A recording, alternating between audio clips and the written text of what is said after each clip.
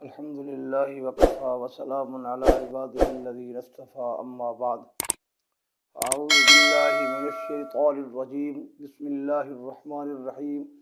إنما التوبة على الله للذين يعملون السوء بجهالة ثم يتوبون من قريب فأولئك يتوب الله عليهم وكان الله عليما حكيما. وليست التوبة للذين يعملون السيئات حتى إذا حضر أحدهم الموت قال إني تبت الآن ولا الذين يموتون وهم كفار أولئك أعتدنا لهم عذابا أليما. وعن ابن عمر رضي الله عنهما قال قال رسول الله صلى الله عليه وسلم إن الله يقبل توبة العبد ما لم يغرغر أو كما قال النبي صلى الله عليه وسلم. صدق الله مولانا العظيم وصدق رسوله النبي الكريم الأمين ونحن على ذلك لمن الشاهدين والشاكرين والحمد لله رب العالمين. سامعین محترم، آج ہماری مجلس کا موضوع ہے اللہ تعالیٰ کن لوگوں کی توبہ کو قبول فرماتا ہے اور کب تک قبول فرماتا ہے، اور کن لوگوں کی توبہ کو اللہ تعالیٰ قبول نہیں فرماتا اور کس وقت نہیں فرماتا. پہلی آیت میں اللہ تعالیٰ نے فرمایا انما التوبۃ علی اللہ للذین یعملون السوء بجہالۃ، کہ صرف توبہ اللہ پر، یعنی اللہ تعالیٰ ان لوگوں کی توبہ کو قبول فرماتا ہے. اللہ اپنے اوپر اس بات کو لازمی قرار دیتا ہے کہ اللہ ضرور ان لوگوں کی توبہ کو قبول کرے.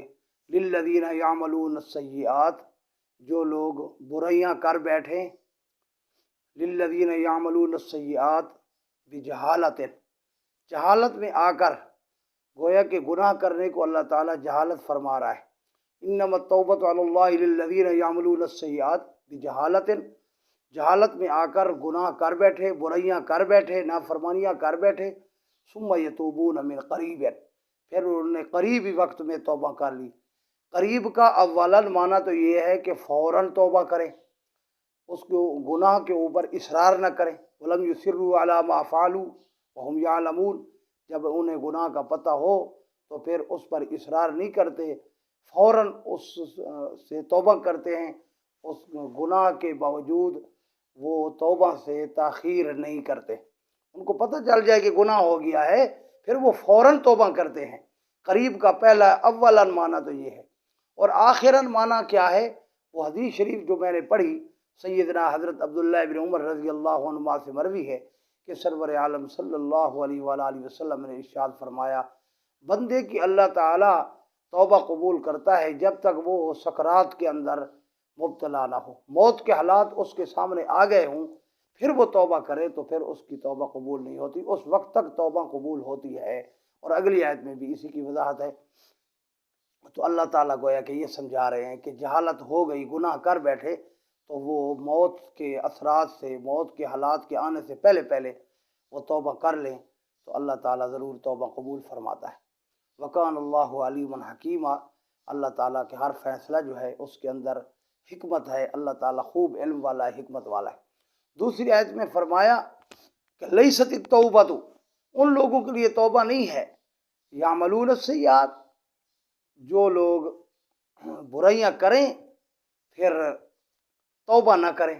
توبہ کی تاخیر اتنی ہو گئی کہ حتیٰ اذا حضر احدہم الموت، ان میں سے کسی ایک کے پاس موت حاضر ہو گئی، اب وہ کہتے ہیں کہ ہم اب توبہ کرتے ہیں، کہ اب ہمیں توبہ کی فکر ہو گئی ہے، اللہ سے معافی مانگتے ہیں. تو موت کے اثرات جب آ گئے، موت کے حالات سامنے آ گئے، اللہ توبہ نہیں قبول کرتا.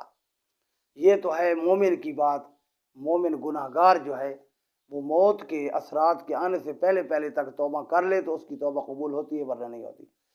اسی طرح وللذین یموتون، نہ ہی ان لوگوں کی توبہ قبول ہوتی ہے جو مر رہے ہوں، وہ کفار، اس حال میں کہ کافر ہوں. تو کافروں کی توبہ پھر اللہ تعالیٰ قبول نہیں کرتا.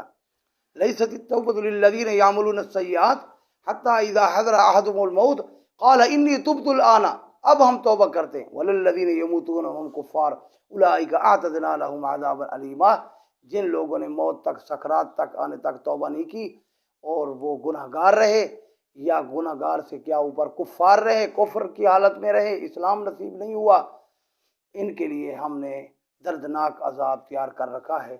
اللہ جل شانہ سے التجا ہے کہ اللہ تعالی ہمیں توبہ کی توفیق جلدی عنایت فرما دے اور ہمارے گناہوں کو دنیا ہی میں معاف فرما دے۔ وآخر دعوانا الحمدللہ رب العالمین۔